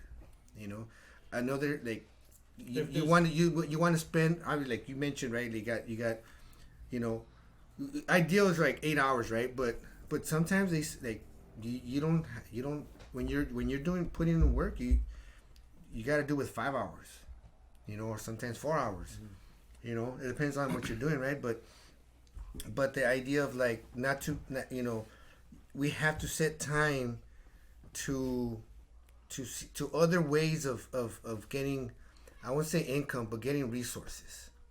Where income or money is one of, but there we have, it's not just organizing this event or for this cause for this one time, but how can we set ourselves to contribute all the time, and not just me, but like, say the 5 of us, right? We can contribute for this cause, not just run it to completion or get it the ball rolling, so that then it becomes self-sustainable and others can like do we have get, but it basically, like, I remember one of the brothers, and I'll move on, but he goes, we haven't been taught how to have a relationship with money. We've been taught not to have a relationship. We've been taught how not to have a relationship with money, but then it's based out of fear. We've been taught some toxic relationship. Toxic relationship because these words, right? Like the money is the root of all evil, right? And so and to some extent it is, but no, ego is the root of all evil. What money facilitates you, taking your ego to fucking whatever heights, to some sickening, fucking endeavors and behaviors, but also but money, like he said, like, we haven't had a relationship with money. It's like how you control money, don't let it control you. Right? You had a question or something? Did you have a question? Yeah, you raised your hand. Well, I just wanted to say something because you were talking about the finance aspect, and you were talking about how much time do we have for a community, right? So yeah, you have your 8 hours of sleep, you have your 8 hours for your job, but then if you're in a relationship or you have a family, how much time just goes to that and still being involved with your community? So like the finance part, I feel that for me personally, had I been up more on game about these things at a younger age, then like you said, you could have some money saved up where now you have free time to do other things and start a family now, where you can commit to that time and give to, whatever it is that you want to do, Well, you're still at that ideal young age. Yeah. So, Well, you're lucky starting now is you don't have kids. In a way better position than where I was at one of the people that I I won't say I learned, because I didn't have this personal relationship with this author, was Frances Cress Welsing, who's she wrote the ISIS papers, but in her lecture she would promote the idea that not to have children until 30 and older, and because that's when in this society you that's when we actually start like maturing. We start like thinking about like, oh, okay, so what's my path now, like, instead we end up having children having children having children, and we're still trying to figure out who how we're gonna be as an adult, and so I think like what you're saying is spend your time developing yourself up to the age of 30. And it doesn't mean that you can't have a relationship or be in a relationship, but help each other develop. You know, but also don't be dependent. You have to have your own independence. Too many boxes, dog. But you have to basically you have to worry about your own development. You don't have to like, well, you're not doing it, so I'm not gonna do it. Nah. You have to continue like discipline, right? And dialogue. But you know, also think about like I think another aspect of is people are afraid to be alone. Definitely. People are afraid to be alone. Like they I think as humans, it's kind of but I'm not saying alone as in like you know, nobody talks to you. Yeah, like you're isolated, but alone is like I need to have somebody in my life to, companionship. you know, like almost a codependency type of thing. That you need to have somebody to like, you know, call and something. And sometimes you know what I always say to people who are like, I need this, I need this person. So what the fuck were you doing when you weren't with that person? Do you remember what life was like before you met that person? They were obsessing over somebody else. I wasn't obsessing over this person, but obsessing over that person. That's part of your problem. I was gonna say I onto that, like I think too, a lot of it, going back to what I said about like coming out of broken homes, is that a lot of us don't have our parents or something, or we're missing something in our lives, and that's where that dependency comes from. Whether it's like growing up without a dad, or growing up without a mom, or growing up with a fucking abusive mom, or a absentee parent on either end, could cause those. And I feel like that happens a lot in the brown community as a whole, in general. And a lot of times I think that's what causes these like people out there, and I've been with one that where they're just super dependent, and I knew it was because of their parents. I saw how their parents acted. I saw how the relationship to their parents are. Well, that's a good advice. If you ever want to know how you're gonna like have to deal with your partner on a bad scale, look at how they deal with their parents, because that will tell you more or less how they're gonna deal with you after you guys are comfortable with each other. But yeah, I think that's where that comes from. It comes from like this, you know, need to fill a void of that kind of thing. It's unfortunate, but like until you like mature mentally and maybe even spiritually, you're gonna kind of put yourself in that trap. Just hopefully you make the right decisions while you're going through that you're at least financially stable at the very least. And then I guess the learning comes as you go. I think that's the problem with like having that lack of examples, right? Because it's very difficult to be something that you don't have an example of. And that's where we have this expectation of like the youth, or you know, this expectation that like we're gonna be a certain way, like men are supposed to be like this, and but we don't have any examples of that, so it's hard to live up to something that you've never seen before. Not that it can't be done, right? But it's hard. But it's very, very, very difficult. And navigating that becomes far more difficult because you don't have like a roadmap to like, oh, okay, I see how that person got there. Let me just like follow those steps, and then I should eventually get there, right? Like a blueprint. Yeah, and without that, like you're just left to figure it out, you know, and that's where that's the state that we're in, I think, right now, as like men in the community who realize that like, hey, there are issues on the table, and there's like a lot of things that we as men, we need to figure this shit out right now. Yeah. It's like it's imperative that like we get our finger on this, you know, whatever it may be. You know, our inability to do that is just gonna fucking set back the youth, because they're the ones that are looking at us as like, okay, I want to be like Omen, I want to be like Red Hawk, I want to be like Chewy, I want to be like Lucas, you know. And they're taking the best, just like we do, right? We take the best qualities of the best men that we know of to try and mimic ourselves off of. They're doing that with us, you know. So it's important that like we're always putting our best foot forward and showing them that example that like, hey, you know what? I'm not the finished product. You know what I mean? But whatever values that I do have, like, follow those. Share it. Yeah. Yeah, I mean, it's as you say that, I think about being on a couple of front lines, right? And seeing the guy that is older, pulls up in his own car, arrives when he wants and leaves when he wants. You know what I mean? Like, somebody who pulls up with resources and skill sets and necessity. Like, I just, like, remember seeing this person. It's a different guy every time, you know what I mean? But he's always there.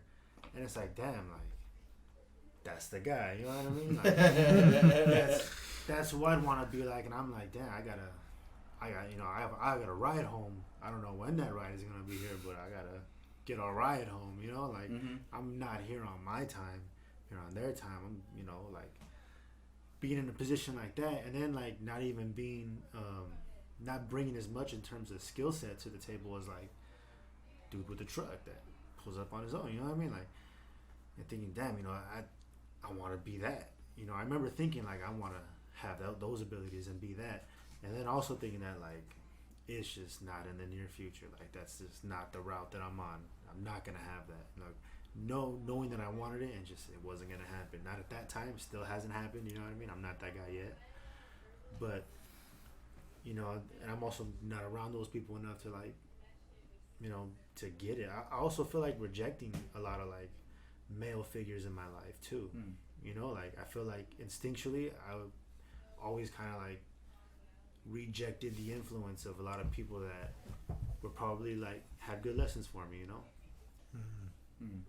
Well, no, that's a very very, very significant point there, because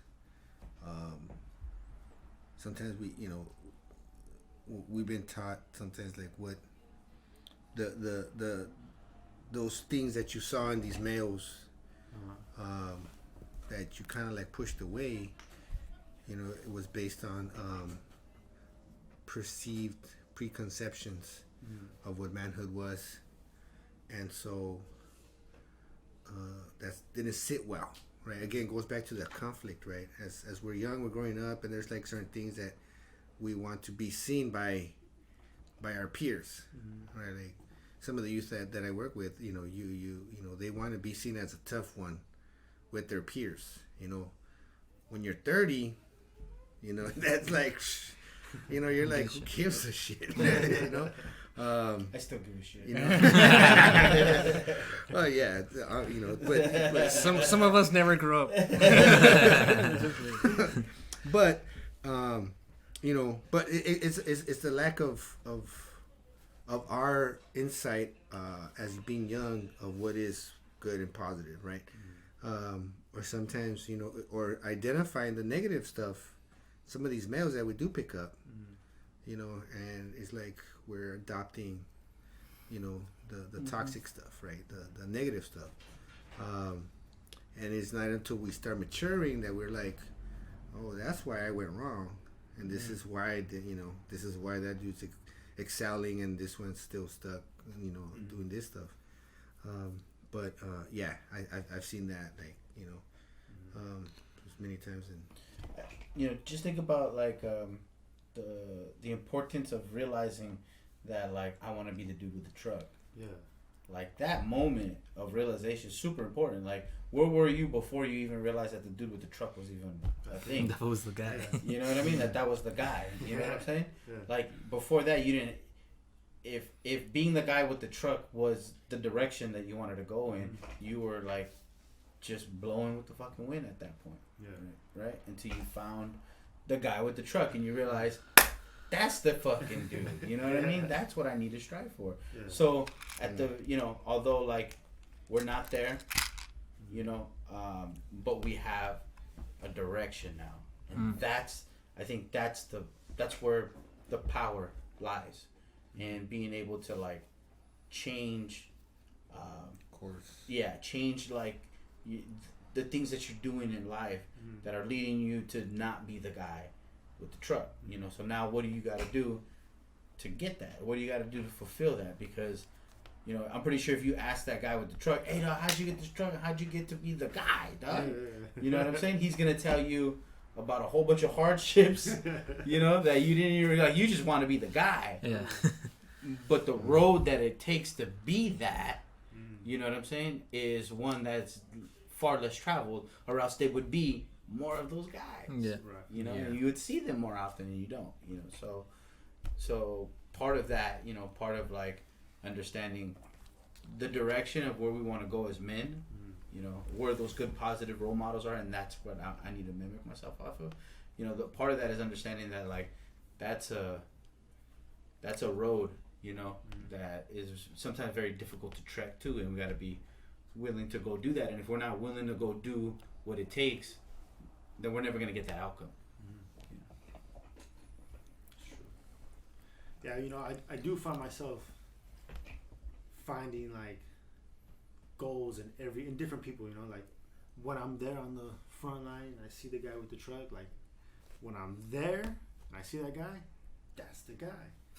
You know what I mean? But like I find myself in other times in a different situation, you know, where I work, for instance.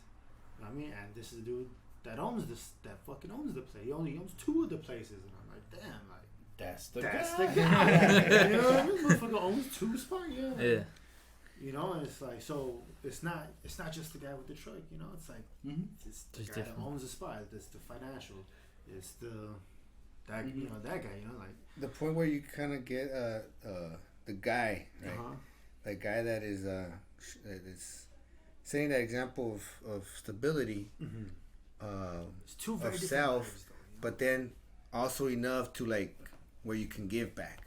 You can't help anybody else if you can't help yourself, and I think that's a two-edged sword, right? Like you can't help anybody else be helped, but if somebody's like just helping themselves to everything, right, and then later on they're just like, you know, just giving instead of like or you know, and sharing it, you know, and so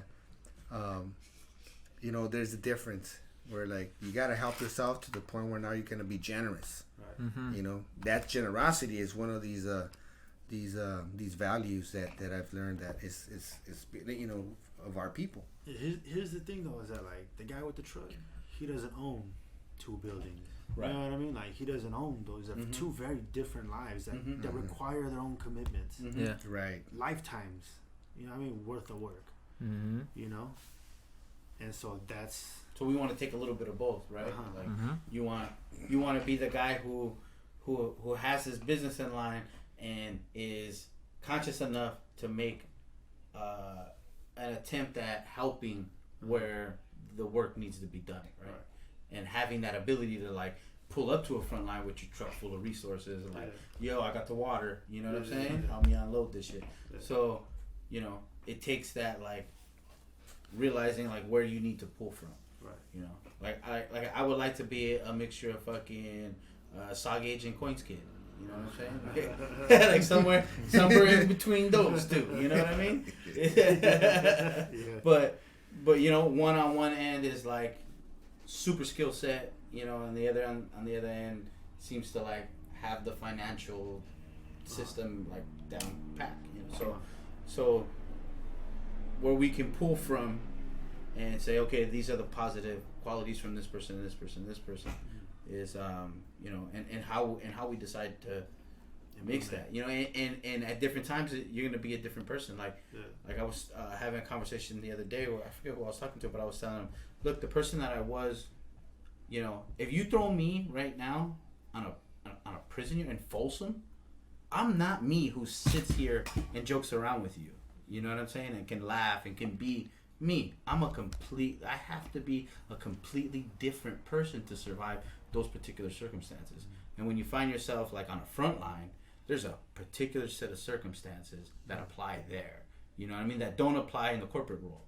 That don't apply like maybe ceremonially. That don't apply in other aspects of our life. It only applies when we're in this situation and we have to change and adapt and, you know, and be like that person, like the dude with the truck, or like Saw Gauge, or, you know, when the circumstances is like this, you know, and then when it's like that, you know, I can be a little bit more like Red Hawk or Lucas or Chewy, you know, when it changes.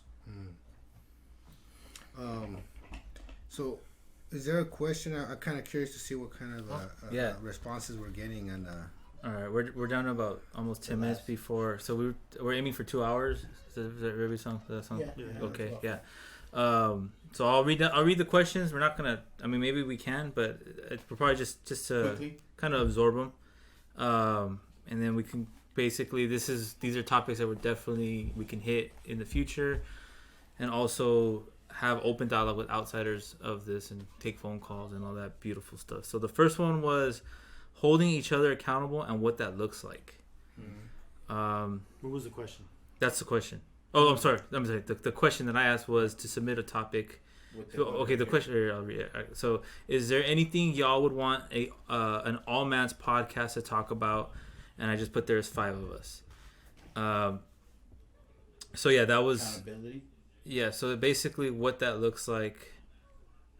So basically, what holding each other accountable looks like. The second one was.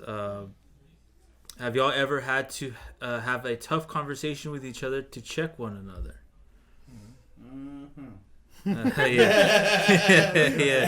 Yeah. I think I've had that kind of conversation with everybody at this table, with the exception of Red Hot.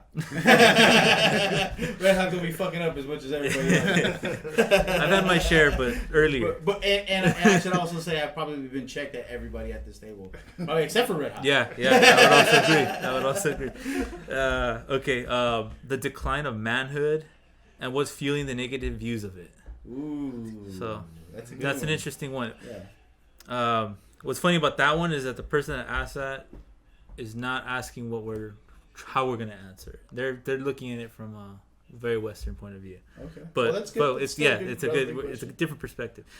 Why don't toxic women get checked and held accountable by other women? For a bunch of men answers, that's gonna be interesting. But all right, preach. I'm gonna say that right there. And I think answer for that one. The last one is how and why guys literally pretend they don't see women they don't find attractive. They would. Okay, wait, what?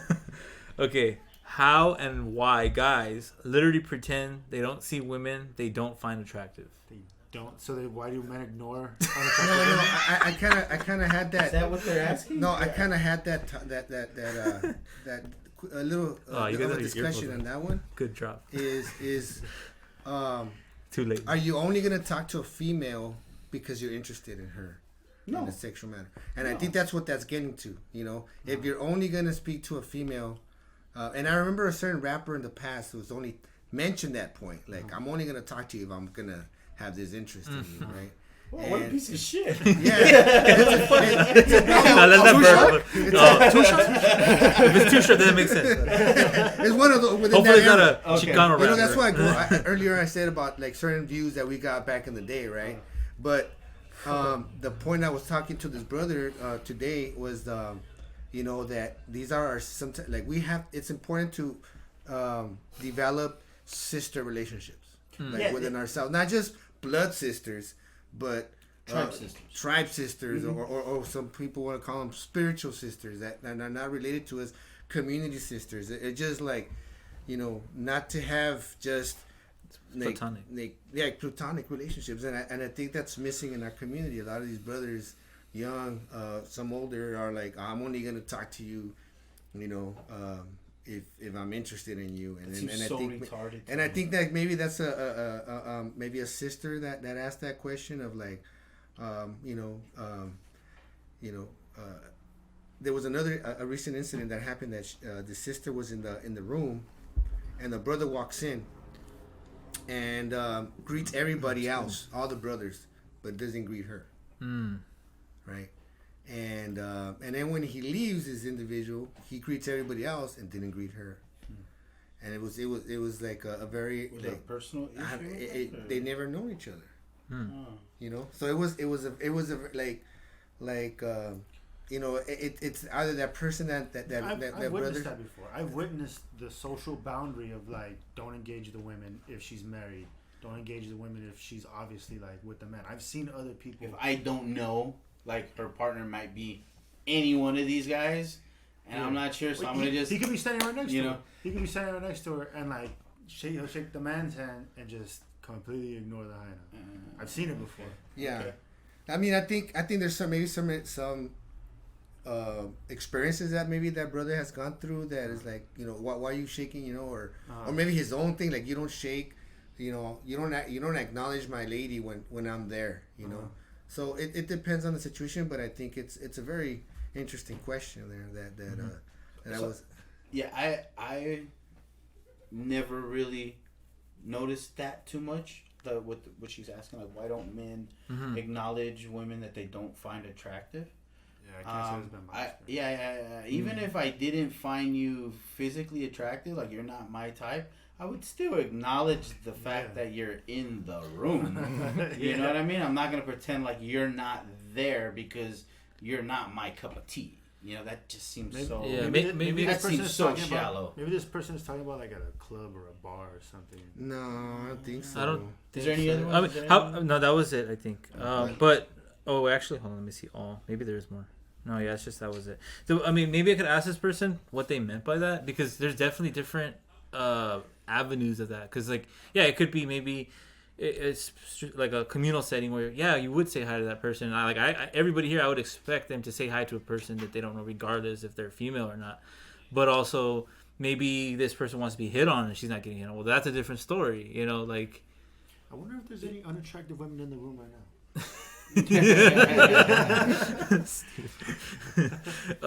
But yeah, so like, I don't know. Maybe I could ask that person specifically what's the context of that question, because it's good to hit. There's different avenues we can go with that. Yeah. But like you said, I haven't really seen that either. Like, no, but I mean, I remember this. Yeah, I was like, what? But a specific. I'm only talking to you if I'm attracted to you, and in it's that like, situation that we're talking about though, like, the woman has a vato, you know what I mean? It's like, in that situation, like, how is it relevant at that point whether she's attractive or not? Like, no, he's adhering to like some type of social standard of like this you know, I don't know. Yeah, it depends on the situation, but I think at least acknowledge. Like, for me, I've always acknowledged their presence. Yeah. You know, pretend like they don't exist. Right. It doesn't mean I'm gonna like, you know. Some people are just assholes. Like, yeah. You know.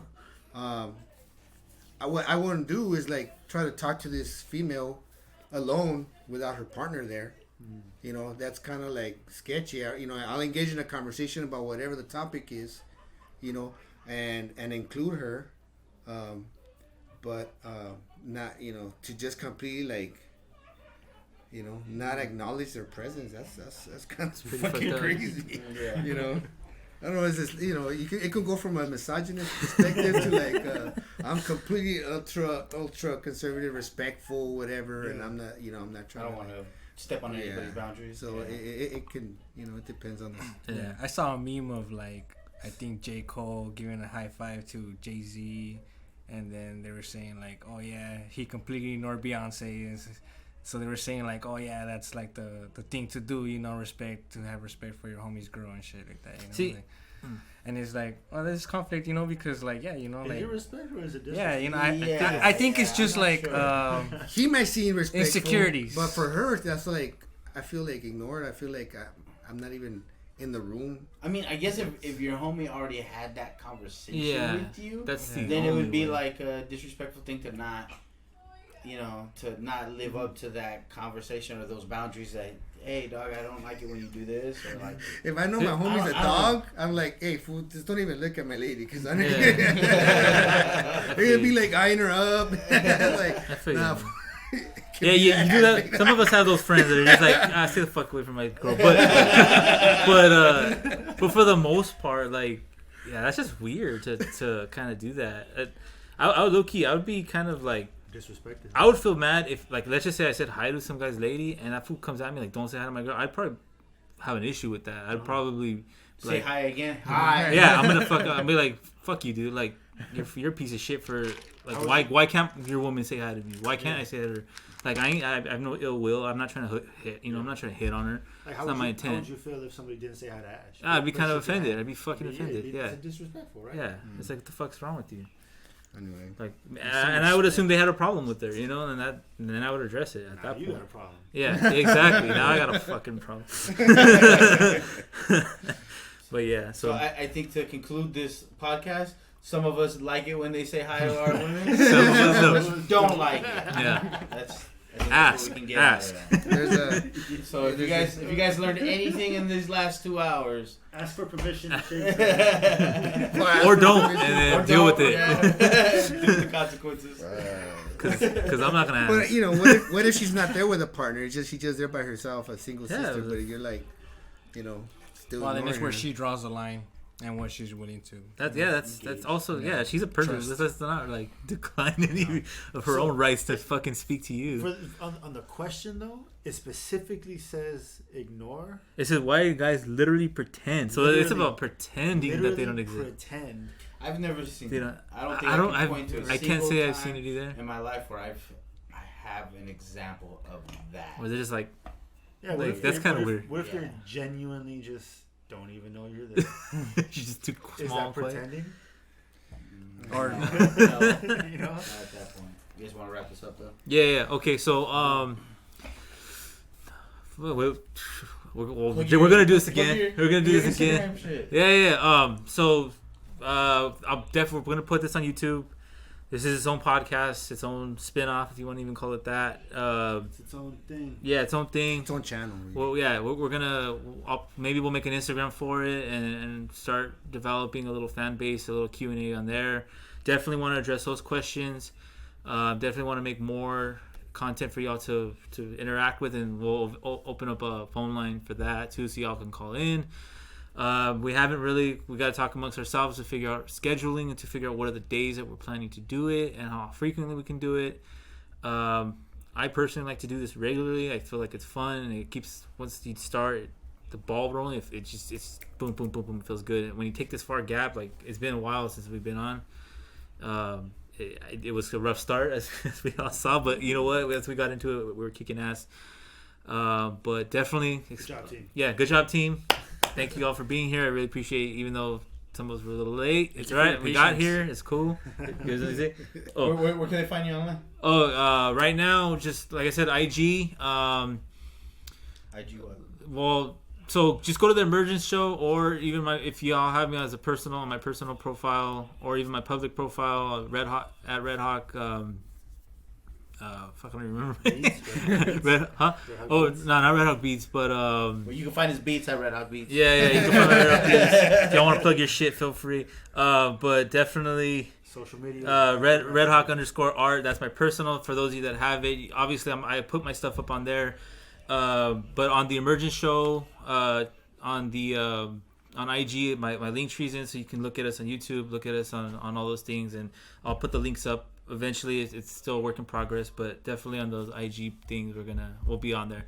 And yeah, thank you all for watching. Oh, wait. Oh, One last thing. yes. We almost forgot. Yo, shout out to my boy Red Feather, yo. Yeah. Out there putting in work. That's This right. is for you, Red Feather. That's This right. is for you, boy. My guy. Red Feather. Hickson. Yeah. All right, y'all. He'll be in the podcast soon enough. Yeah, definitely. Until then, catch y'all next time. Thank you for Thank watching. You, everybody. Social media is bad. Don't do it. Yeah. Unless you're coming. Or do it. Come watch us all the time.